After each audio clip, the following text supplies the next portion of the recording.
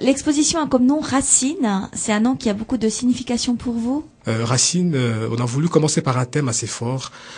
Autour de ça, il n'y a pas que les œuvres d'art. Il y a aussi beaucoup de discussions, beaucoup d'échanges autour de ça. Et puis voilà, on a voulu parler des racines, qui constituent la base justement de chaque être vivant.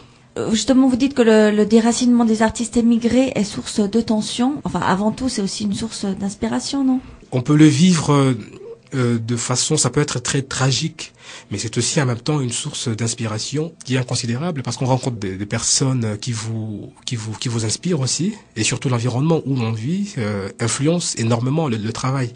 Et c'est justement le cas aussi des œuvres, de toutes les œuvres qui sont présentées dans cette exposition. Alors, qu'est-ce qu'on peut découvrir durant cette exposition? Alors, c'est une exposition qui regroupe justement les œuvres des 10 artistes. Nous avons par exemple le travail extraordinaire de l'artiste David Aboti, qui est un céramiste de grand talent. Alors, lui, son papa vient du Togo et sa maman vient de l'Emmental. C'est quelqu'un qui fait de la céramique, alors à couper le souffle. Moi, je suis particulièrement amoureux de son travail. Nous avons aussi les œuvres de Momar Seck, qui est un artiste sénégalais, qui a un parcours assez énorme derrière lui, dans le domaine des arts plastiques, qui a gagné beaucoup de prix, qui nous a fait honneur d'être là parce que c'est quelqu'un de très sollicité. Et puis, nous avons également les œuvres de René Maviaki, qui est un artiste aussi des grands talents, qui habite à Berne. René qui fait la musique, qui joue du saxo. Et puis, sur ses œuvres, on voit justement les traces de sa passion par rapport à la musique.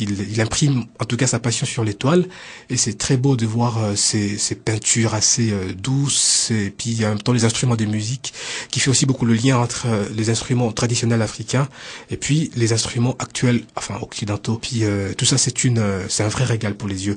Il y a aussi une artiste Carla Pearo de l'Angola, qui habite à Neuchâtel, qui vous transporte dans le symbolisme africain, une artiste assez particulière. Et en tout cas, ça vaut le détour. Alors, qu'est-ce que la culture africaine peut amener justement à la culture suisse? On se rend compte que l'art africain contemporain aujourd'hui il n'y a pas beaucoup de différence avec l'art qu'on croise dans différentes expositions ici. Enfin, l'art africain, on s'imagine des masques, on s'imagine différents objets, plutôt l'art tribal. Et puis il y a plusieurs valeurs comme ça que nous partageons, que nous avons en commun. Alors, on va pouvoir vous voir demain, carrément dans une performance sur la place centrale à Bienne.